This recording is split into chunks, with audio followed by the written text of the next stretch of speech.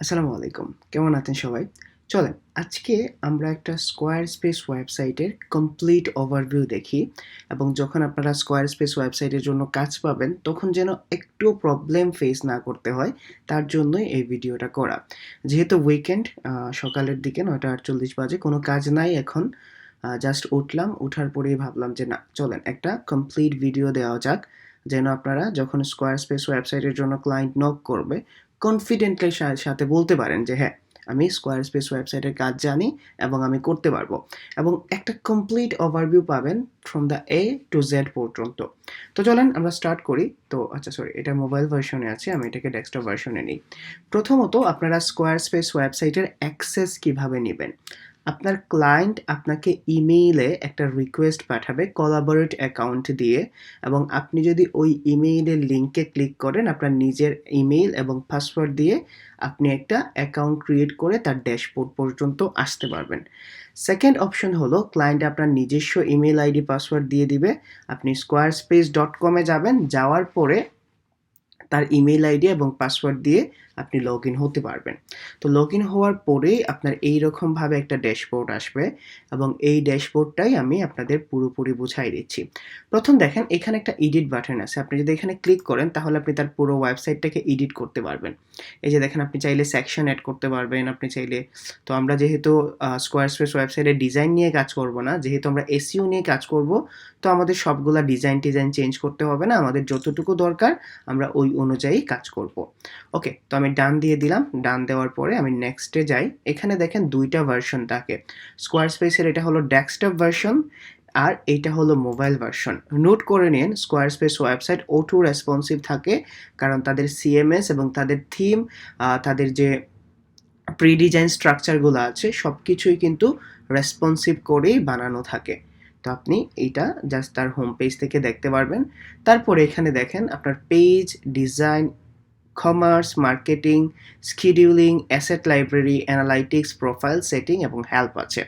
এবং আপনি জাস্ট এইখান থেকে স্টার্ট করবেন। আপনি যখন পেজে ক্লিক করবেন তার ওয়েবসাইটের সবগুলা পেজ এখানে চলে আসবে। যেমন ধরুন পোর্টফোলিও পেজ, সার্ভিস পেজ আছে, ব্র্যান্ড ডিজাইন সার্ভিস। এবং আপনি যদি এখানে ক্লিক করেন তাহলে দেখেন এখানে ব্র্যান্ড ডিজাইনের যে পেজটা আছে বা যে সেগমেন্টটা আছে এটা ওপেন হয়ে যাবে এবং আপনি এইখানে কাজ করতে পারবেন। এখন দেখেন এখানে ডিজাইনের মার্কেটিং আছে, আপনি যদি ক্লিক করেন তাহলে এই পেজটা এখানে ওপেন হয়ে যাবে এবং আপনি A to Z পর্যন্ত কাজ করতে পারবেন। তারপরে আপনি যদি এই সেটিং বাটনে ক্লিক করেন, জাস্ট সেটিংয়ে ক্লিক করেন, তখন দেখেন আপনার জেনারেল মানে আপনার পেজ টাইটেলটা চলে আসবে, যেটা আমরা এসইওর ক্ষেত্রে অনেক ইম্পর্টেন্ট দিয়ে দেখি। নেভিগেশন টাইটেল আছে এবং এটা হলো নেভিগেশন টাইটেল। আপনার ইউআরএল দিতে পারবেন। আপনি যদি পেজটাকে ডিসেবল করেন তাহলে এইটা কোনো সাইট ভিজিটর দেখতে পারবে না। এনেবল করলে সাইট যারা আসবে ট্রাফিক তারা দেখতে পারবেন। আপনি যদি এই পেজের জন্য স্পেসিফিক পাসওয়ার্ড এড করতে চান তাহলে আপনি এখানে এড করতে পারেন। ডুপ্লিকেট পেজ করতে পারবেন, আপনি যদি চাইলে এটাকে হোম পেজ হিসেবে ইউজ করতে পারবেন। দেন এখানে আসে হলো এসইও, ওয়ান অফ দ্য আমরা যেগুলোতে কাজ করি।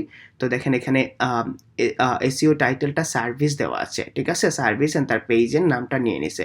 তো এটা যদি তার অন্য ডিজাইন এন্ড মার্কেটিং রিটেইনার্স হয় বা ডিজাইন এন্ড মার্কেটিং নিয়ে হয় তাহলে আপনি টাইটেলে কাজ করবেন, কারণ আমরা টাইটেলে তার টার্গেটেড কিওয়ার্ড দিতে হবে। অবশ্যই তার কন্টেন্টটা দেখবেন, কন্টেন্টটা রিলিভেন্ট আছে কিনা। কন্টেন্ট চেক করার পরে, কন্টেন্ট পারফেক্ট করার পরেই কিন্তু আমরা অন পেজ এসইওতে যাব এবং আমরা title, URL, meta description, heading tag, schema টিমা যা আছে আমরা সব কিছুই সেট করে নেব।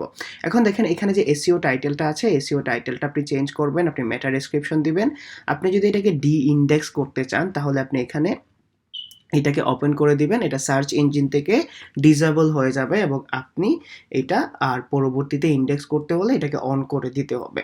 তারপরে আপনি আসবেন সোশ্যাল ইমেজে। এটার একটা ভালো নাম আছে। আমরা এটাকে যখন আমি আপনাদের ওয়ার্ডপ্রেসগুলো দেখাইছিলাম তখন এটাকে বলা হয় ওপেন গ্রাফ অ্যান্ড হলো টুইটার কার্ড। তো আপনি যদি সোশ্যাল ইমেজ হিসেবে ইউজ করতে চান, ধরেন আপনার ক্লায়েন্ট যখন এই ইউআরএলটা চুজ করবে বা ইউআরএলটা শেয়ার করবে তখন এই ইমেজটা দেখাবে, এখানে তার সার্ভিসটা দেখাবে এবং তার মেটা ডেসক্রিপশনটা এইভাবে দেখাবে যখন আপনি প্রিভিউ করবেন, ঠিক আছে? এখন যদি অল্টারনেটিভ সোশ্যাল শেয়ারের ইমেজ ইউজ করতে চান তাহলে আপনি এড ইমেজে ক্লিক করবেন এবং আপনি আপনার পিসি থেকে একটা ইমেজ ইউজ করতে পারবেন। তারপরে যে অ্যাডভান্স সেটিংটা আছে এখানে দেখেন আপনি inject custom code or script আপনি চাইলে এখানে হেডার কোড ইনজেক্ট করতে পারেন।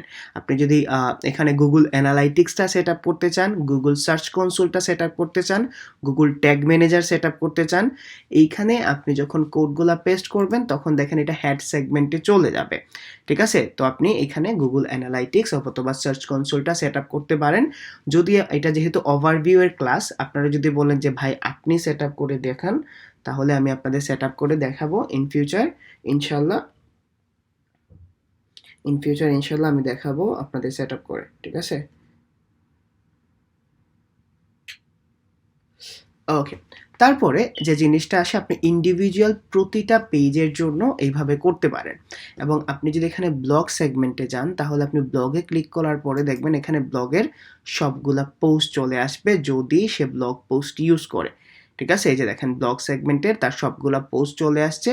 আপনি চাইলে এই পোস্টগুলাকে আপনি ক্লিক করে ইউজ করতে পারেন। ঠিক আছে, তো আপনি যদি এখানে ব্লগ সেগমেন্টে যাওয়ার পরে এটা রিসোর্সে আছে এবং দেন হলো এগুলা তার পেজ, পডকাস্ট, অ্যাবাউট, বুকে ফ্রি কল্ড, দেন এখানে যেগুলা লিঙ্ক করে নাই সে, এগুলা দেখতে পারবেন এখানে। ঠিক আছে, দেখার পরে আপনি এইভাবেই এসইও সেগমেন্টের কাজগুলা করতে পারবেন, অন পেজ এসইও যেটাকে বলি। তারপর আপনি ব্যাকে যাওয়ার পরে যদি আপনি এখানে ডিজাইনে আসেন, তাহলে আপনি দেখেন এখানে ডিজাইনগুলাকেও চেঞ্জ করতে পারবেন। আপনি যদি চান যে 404 যে ইরর আছে এই পেজটা আপনি যদি নিজে রিডিজাইন করতে চান, তাহলে দেখেন 404 যদি দেখায় তাহলে আপনি এটাকে ডিরেক্ট হোম পেজে রিডাইরেক্ট করে আনতেছেন। ঠিক আছে, সো আপনি যদি চান নতুন করে ডিজাইন করতে, তাহলে এইখান থেকে আপনি ডিজাইন করতে পারবেন, অথবা স্পেসিফিক কোনো পেজকে যদি দেখাতে চান তাহলে এইখানে আপনি দেখাতে পারবেন। ঠিক আছে, তারপরে দেখেন ব্রাউজার আইকন, আপনি যদি ক্লিক করেন তাহলে আপনি এখানে এই যে আমরা এটাকে ফেভিকন বলি, আপনি ফেভিকনটা এই যে এখানে চলে আসছে। আপনি যদি চেঞ্জ করতে চান তাহলে আপনি এখান থেকে রিপ্লেস করে নেবেন। তারপরে আসে যে জিনিসটা, এটা হলো লক স্ক্রিন। আপনি চাইলে এটা লক স্ক্রিন সেট আপ করে দিতে পারেন, এই যে যে লেআউট আছে।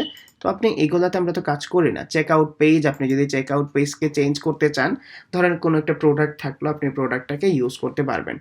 যেহেতু প্রোডাক্ট এই যে দেখেন সিম্পল আইটেম, সে এখানে চেক আউট পেজ আপনাকে ডিজাইন করতে দিবে। ঠিক আছে, সো এটা ডিজাইন সেগমেন্ট। আমরা ডিজাইন সেগমেন্টে আর কিছু না দেখি। তারপরে চলো আমরা ব্যাকে যাই। ব্যাকে যাওয়ার পরে এখানে আসে হলো কমার্স। ঠিক আছে, কমার্স বলতে দেখেন এখানে যদি তার কোনো একটা অর্ডার আসে, তাহলে সে এই অর্ডারগুলা কিভাবে কমপ্লিট করবে, এবং এটা অর্ডার ম্যানেজমেন্ট। ঠিক আছে, এটা তার পার্সোনাল জিনিস, কারণ সে এটাকে মেনটেন করবে। তার অর্ডার আসার পরে এটাকে স্ট্যাটাস পেন্ডিংয়ে রাখবে, যদি ডেলিভার দিয়ে দেয় তাহলে সে ডেলিভার দিবে। তো এটা সে পুরোপুরি মেনটেন করবে।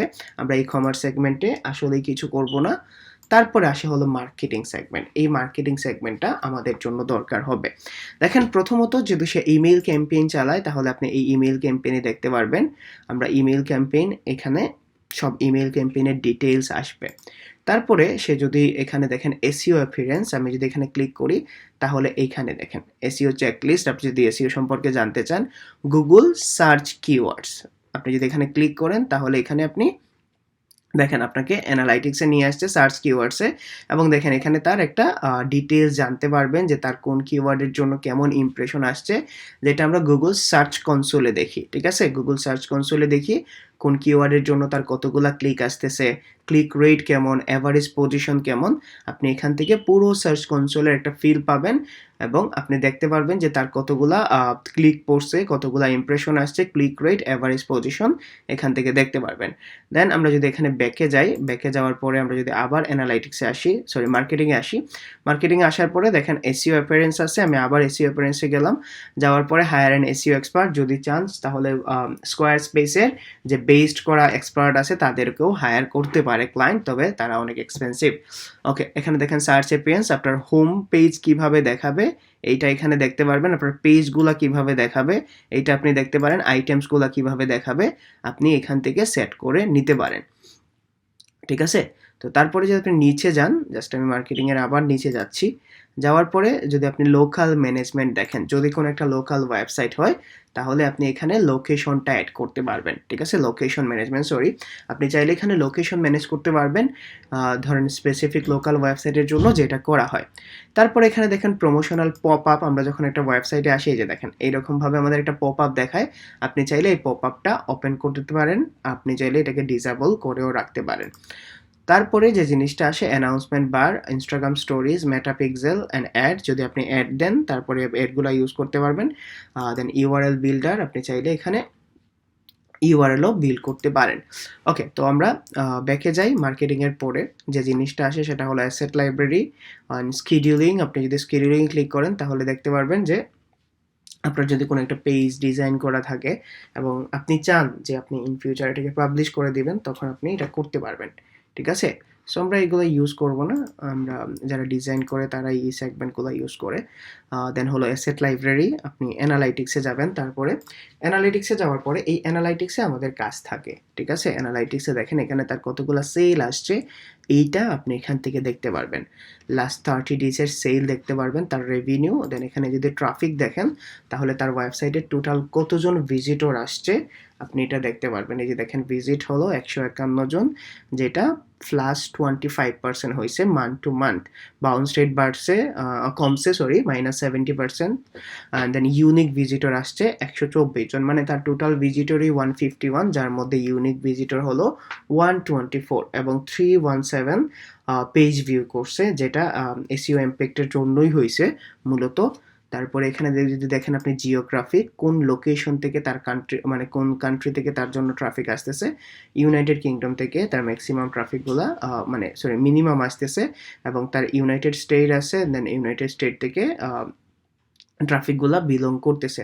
সো ইউনাইটেড কিংডম থেকে 75 জন ভিজিটর, যার 49.7%, ইউনাইটেড স্টেট থেকে 40, এবং বাংলাদেশ থেকে আসছে। বাংলাদেশ থেকে ক্লিকগুলো মূলত আমি করছি যখন আমি তার জন্য কাজ করছি। সো এটা খুব ভালো করে এই জিনিসগুলো ট্র্যাক করতে পারে। তারপরে দেখেন সেলস বাই প্রোডাক্ট, যদি কোনো একটা প্রোডাক্ট বেস তার সেল থাকতো তাহলে এখানে দেখতে পারতো।